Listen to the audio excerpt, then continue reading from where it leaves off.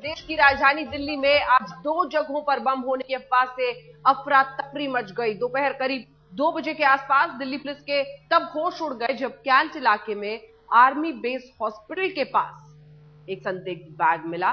बम निरोधक दस्ते की टीम ने जब बैग को खोला तो उसमें कोई विस्फोटक तो नहीं मिला। कैंट इलाके में आर्मी बेस हॉस्पिटल के पास संदिग्ध बैग मिलने के थोड़ी ही देर बाद दिल्ली के सबसे पॉश इलाके GK1 यानी ग्रेटर कैलाश पार्ट 1 मार्केट में भी संदिग्ध बैग मिलने की खबर मिली। सूचना मिलते ही लावारिस बैग जो कि एक बाइक पर रखा था, जिस पर राजस्थान का नंबर लिखा था, उसे फौरन तलाशा गया और फिर तलाशी में कुछ भी नहीं मिला। दोनों जगहों पर बैग में पुलिस को विस्फोटक नहीं मिले, लेकिन पुलिस जाहिर तौर पर कोई भी इस वक्त रिस्क नहीं लेना चाहती है और इसीलिए पूरे इलाके को कॉर्डन ऑफ कर दिया गया, सील कर दिया गया।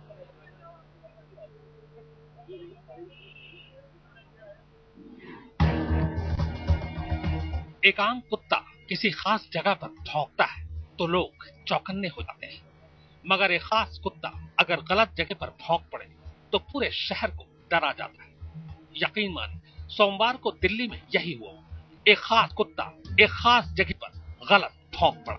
बस फिर क्या था, पूरी की पूरी दिल्ली पुलिस के न सिर्फ पसीने छूट गए, बल्कि अगले 3 घंटे तक दिल्ली में दहशत पसर गई। दरअसल सोमवार दोपहर 2:08 पर south west district police control room में एक फोन आया। फोन करने वाले ने कहा कि दिल्ली कैंट इलाके में आर्मी के बेस अस्पताल के नजदीक गोल चक्कर पर एक मोटरसाइकिल सवार बैग फेंक गया है और बैग लावारिस वही है। इत्तला मिलते ही पुलिस की टीम फौरन मौके पर पहुंच गई। वहां सचमुच एक बैग पड़ा था। पुलिस के साथ खोजी कुत्ते भी मौके पर पहुंचे थे। दिल्ली पुलिस के वो कुत्ते बम सूंघने में माहिर माने जाते हैं। बैग के करीब पहुंचते ही कुत्ता भौंक पड़ा। कुत्ते के भौंकते ही पुलिस फौरन पीछे हट गई। इसके बाद तुरंत बम निरोधक दस्ता और NSG को खबर दी गई और उनके आने का इंतजार किया जाने लगा। इस बीच आसपास के करीब 1 किलोमीटर के दायरे में सब कुछ सील कर दिया गया। इसी बीच greater Kailash M block market और मंगोलपुरी में भी ऐसे ही और बैग मिलने की खबर आई। खबर आते ही हर तरफ दहशत फैल गई। इधर दिल्ली कैंट बम निरोधक दस्ता और NSG की टीम मौके पर पहुंची। खोजी कुत्ता तब भी भौंक रहा था। इसके बाद बम निरोधक दस्ता ने कोटेक्स के जरिए बैग में धमाका किया। धमाके के बाद पता चला कि बैग में पत्थर और साबुन था। बैग को बाद में फॉरेंसिक जांच के लिए भेज दिया गया। उधर GK और मंगोलपुरी में भी बैग से कुछ नहीं मिला, यानी तीनों ही कॉल बोगस निकले। चिराग कोठी, अनुज मिश्रा और शिवेंद्र श्रीवास्तव के साथ हिमांशु मिश्रा, दिल्ली आज तक। तो इधर राजधानी की यह खबर थी, लेकिन उधर बात हैदराबाद की, क्योंकि 2 धमाकों से हैदराबाद को दहले अब 100 घंटे होने को है और अब तक कोई भी गिरफ्तारी इस पूरे मामले में नहीं हुई है। जांच जारी है। सुरागों से गुनहगारों की सूरत तो सामने आई है, लेकिन उन तक पहुंच पाना अभी भी मुमकिन नहीं हुआ है। जांच एजेंसियां धड़ाधड़ छापेमारी कर रही हैं अलग अलग जगहों पर। खबर है कि कुछ सबूतों को खंगालने में इस वक्त भी जांच एजेंसियां लगी हुई हैं। FBI की मदद भी इसमें ले सकती है जांच एजेंसियां।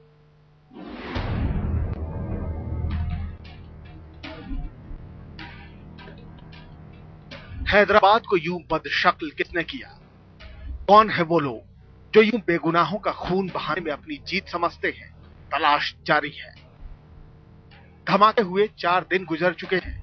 जांच एजेंसियां अब तक खाली हाथ हैं। कोई गिरफ्तारी नहीं। शक की सुई इंडियन मुजाहिदीन के 4 चेहरों पर जा अटकी है। जाहिर है हैदराबाद के गुनहगारों तक पहुंचने में मुश्किल हो रही है, लेकिन जांच एजेंसियों का दावा है कि उन्हें कुछ पुख्ता सुराग मिले हैं। मौकाए वारदात से मिले फॉरेंसिक सबूतों से भी जांच में काफी मदद मिल रही है। खबर मिली है कि मौके से मिले कुछ CCTV फुटेज साफ नहीं है, उनमें चेहरे पहचानने में मुश्किल आ रही है। यही वजह है कि जांच एजेंसियां अब अमेरिकी एजेंसी FBI की मदद लेने की सोच रही हैं। सूत्रों के हवाले से जो खबर मिली है उसकी माने तो जांच एजेंसियों ने अब तक 30 से 40 संदिग्ध लोगों से पूछताछ की है।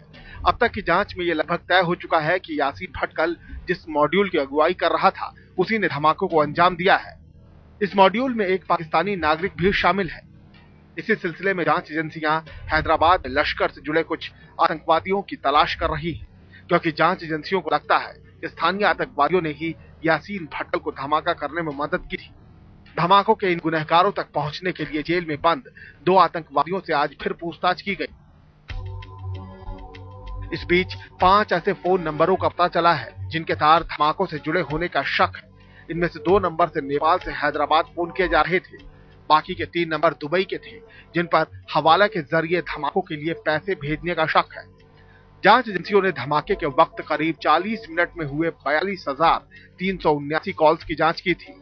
हैदराबाद धमाकों के तार बिहार और कर्नाटक से भी जुड़े नजर आ रहे थे। यही वजह है कि जांच एजेंसियों की टीम ने इन दोनों राज्यों में फिर छापेमारी की है। मोबाइल फोन को ट्रैक करती हुई एनआईए की टीम बिहार के बेगूसराय भी जा पहुंची थी। वहां मोहम्मद जैद नाम के एक युवक से भी पूछताछ की गई, जिसे 4 घंटे बाद केंद्रीय टीम ने छोड़ दिया। जांच एजेंसियों को शुरू में शक इस वजह से हुआ था क्योंकि वो धमाके के कुछ ही घंटे बाद हैदराबाद से बिहार के लिए रवाना हुआ था। अब तक धमाकों की जांच हैदराबाद की पुलिस करती आ रही थी, जिसमें नेशनल इन्वेस्टिगेटिव एजेंसी मदद कर रही थी, लेकिन अब पूरी जांच एनआईए को सौंपने की कवायद शुरू हो चुकी है। हैदराबाद में धमाकों से पहले और उसके बाद पाकिस्तान में भी फोन किए जाने की खबर है। हालांकि इन धमाकों के पीछे पाकिस्तान का हाथ होने के पुख्ता सबूत अब तक नहीं मिले हैं, लेकिन जांच एजेंसियां इस संभावना से इनकार नहीं कर रही। मुंबई से आरिश चंद्रा के साथ दीपक शर्मा, दिल्ली आज तक। अब अगली खबर का रुख करते हैं। राजस्थान के पोखरन में चांदन फायरिंग रेंज से खुफिया एजेंसियों ने एक पाकिस्तानी एजेंट को अब गिरफ्तार किया है। पाकिस्तानी एजेंट का नाम सुमर खान बताया जा रहा है। पुलिस के मुताबिक पकड़े गए शख्स के पास से कई सारे अहम दस्तावेज बरामद किए गए हैं। अब इसकी जांच की जा रही है कि आखिर इन दस्तावेजों में है क्या। पुलिस के मुताबिक आरोपी पिछले 2 सालों से आईएसआई के लिए काम कर रहा था। भारतीय सेना से जुड़ी अहम जानकारियां पाकिस्तान में बैठे अपने आकाओं तक पहुंचाने का आरोप है उस पर। राजस्थान पुलिस के मुताबिक आरोपी पाकिस्तानी दूतावास में भी कई लोगों से लगातार संपर्क में था।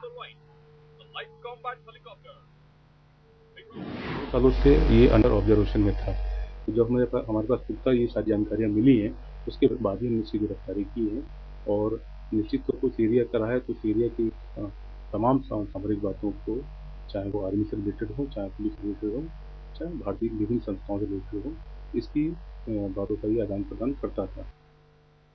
बहुत महत्वपूर्ण है ये खबर, और जिस तरह के इस वक्त हालात देश में हैं, हैदराबाद धमाके के बाद इस खबर पर रहेगी हमारी नजर कि क्या कुछ उसके दस्तावेजों से सामने आता है।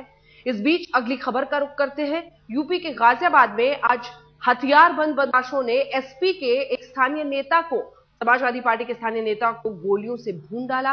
हैरानी की बात यह है कि बदमाशों ने घर में घुसकर इस खूनी वारदात को अंजाम दिया। पुलिस मुताबिक बदमाशों की फायरिंग में जहां समाजवादी पार्टी नेता यशवीर यादव की मौत हो गई, वहीं उनका गनर भी बुरी तरह से घायल हो गया। दिल्ली से सटे गाजियाबाद के घर में मातम पसरा है। घर के मुखिया को दिन दहाड़े घर में घुसकर बदमाश गोलियों से छलनी कर जाएंगे, ये किसने सपने में भी नहीं सोचा था। सुबह करीब 10:30 बजे जब सत्ताधारी पार्टी एसपी के नेता यशवीर यादव अपने घर से कोर्ट के लिए निकल रहे थे, उसी दौरान इलाके का नामी बदमाश मिट्ठन यादव अपने साथियों के साथ आ धमका। बदमाशों ने सबसे पहले यशवीर के निजी सुरक्षा गार्ड से राइफल छीन ली और फिर यशवीर यादव पर तनातन गोलियां बरसा दी। एसपी नेता पर ताबड़तोड़ फायरिंग करने के बाद बदमाशों ने उनके गनर को भी गोली मारी और फिर मौके से फरार हो गए। बुरी तरह घायल यशवीर यादव की जहां अस्पताल में मौत हो गई, वहीं गनर बुरी तरह घायल है। फर्स्ट फ्लोर पर उनके कमरे में गए। कमरे में इन्होंने जसवीर सिंह को 3 गोली मारी और गोली मारने के पश्चात ये फरार हो गए। जसवीर सिंह की मौत कोलंबिया हॉस्पिटल गाजियाबाद में हो गई है। पुलिस इसे आपसी रंजिश का मामला बता रही है। पुलिस की माने तो मिट्ठन यादव इलाके का हिस्ट्री शीटर है और वो जेल भी जा चुका है। धमकी नहीं बार बार देता, वो घर के आके कट्टा से फायरिंग कर जाता, पुलिस में देते, पुलिस सुनती ही नहीं है। वो खुले लफ्जों में कहता पुलिस के पास मेरे पैसे जाते हैं, जुलाई में पकड़ा गया, फिर पकड़ा गया, क्यों छोड़ दिया पुलिस। गाजियाबाद में दिन दहाड़े हुई इस घटना ने एक बार फिर से साबित कर दिया है कि यूपी में बदमाशों को खाकी का खौफ नहीं रहा। गाजियाबाद में मामूली रंजिश में खून खराबा कोई नई बात नहीं, लेकिन इस बार मामला बेहद गंभीर है। मरने वाला न सिर्फ मौजूदा सरकार का नेता था, बल्कि वो कई बार सुरक्षा की गुहार भी पुलिस से कर चुका था। ऐसे में पुलिस की लापरवाही ये बात साफ करती है कि जब सरकार अपने ही लोगों की बात नहीं सुनती, तो आम आदमियों की फरियाद आखिर कौन सुनेगा। कैमरामैन डीके शर्मा, कर्णवीर और रामकिंकर सिंह के साथ शिवेंद्र श्रीवास्तव, गाजियाबाद, आज तक। महंगाई की मार झेल रही जनता के लिए एक खुशखबरी है। सरकार ने प्राइवेट जो प्रोविडेंट फंड है कम से कम कर्मचारियों के लिए, उस पर ब्याज दर में 4.25% का इजाफा कर दिया है। आपको बता दें कि पहले भविष्य निधि में जमा रकम पर 8.25% ब्याज मिलता था, लेकिन अब इसे बढ़ाकर 8.5% कर दिया गया है। एक मामूली बढ़त है, लेकिन इसका फैसला जरूर ये फैसला कहीं न कहीं employees provident fund and organisation के सेंट्रल बोर्ड ऑफ ट्रस्टी ने जो लिया है, उससे एम्प्लॉइज को यानी तमाम कर्मचारियों को एक बड़ा फायदा होता हुआ दिखाई देगा। अगली खबर, महाकुंभ में आज फिर उमड़ा आस्था का सैलाब। इलाहाबाद के संगम में आज माघी पूर्णिमा का स्नान था। मेला अधिकारियों के मुताबिक करीब 1.25 करोड़ लोग आज पहुंचे और स्नान किया।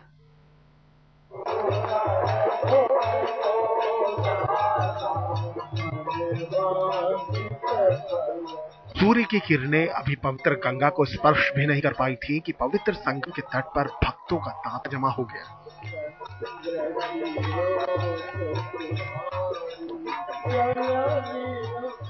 संगम का तट लाखों श्रद्धालुओं की मौजूदगी में गंगा आरती आस्था के अद्भुत नजारे को अलौकिक बना रही थी। दिन निकलते निकला तो श्रद्धालुओं की तादाद बढ़ने लगी। लग रहा था मानो प्रयागराज में श्रद्धा का सैलाब उमड़ पड़ा। मौका था माघी पूर्णिमा पर महाकुंभ के 5वें अहम स्नान का। पौराणिक मान्यताओं में मौनी अमावस्या के बाद माघी पूर्णिमा के स्नान की खास अहमियत है। श्रद्धालु इस मौके को हाथ से जाने देना नहीं चाहते थे। मौनी अमावस्या के स्नान के बाद माघी पूर्णिमा का स्नान सबसे महत्वपूर्ण माना जाता है और कहते हैं गंगा में एक डुबकी लगाने से मनुष्य के जन्म जन्मांतर के पाप धुल जाते हैं। बहुत अच्छा लगा। हम लोग सुबह 6 बजे यहाँ से निकल गए थे, तो हम लोग की कल इंस्टेंट प्लानिंग बनी है आज यहाँ आने की, तो आज सुबह 6 बजे बस आ गए। और आज आखिरी था माघी पूर्णिमा, अभी तक हम नहीं आ पाए थे, इसलिए हमने पूरी लगन और श्रद्धा के साथ यहाँ आने की कोशिश किया और हमको सफलता मिली। 6 तस्वीरों में देखिए महाकुंभ में माघी पूर्णिमा के महास्नान की अलौकिक झांकी। माघी पूर्णिमा स्नान की खास बात यह है कि मकर संक्रांति से शुरू हुआ कल्पवासियों का महीने भर का कल्पवास खत्म हो गया। 14 जनवरी को शुरू हुआ इलाहाबाद का महाकुंभ 10 मार्च तक जारी रहेगा। इलाहाबाद से अनूप श्रीवास्तव के साथ आज तक ब्यूरो। भारत ने अंतरिक्ष में आज एक और बड़ी कामयाबी हासिल की। इसरो ने आज श्रीहरिकोटा से PSLV C-20 को अंतरिक्ष की कक्षा में भेज दिया। समुद्र विज्ञान से जुड़े अध्ययनों के लिए भारतीय फ्रांसीसी उपग्रह सरल प्रक्षेपण के साथ PSLV से 6 और विदेशी लघु और सूक्ष्म उपग्रहों को अंतरिक्ष की कक्षा में भेजा गया है। लगातार 21 सफल प्रक्षेपण करने का रिकॉर्ड रखने वाले PSLV का यह 23वां मिशन है।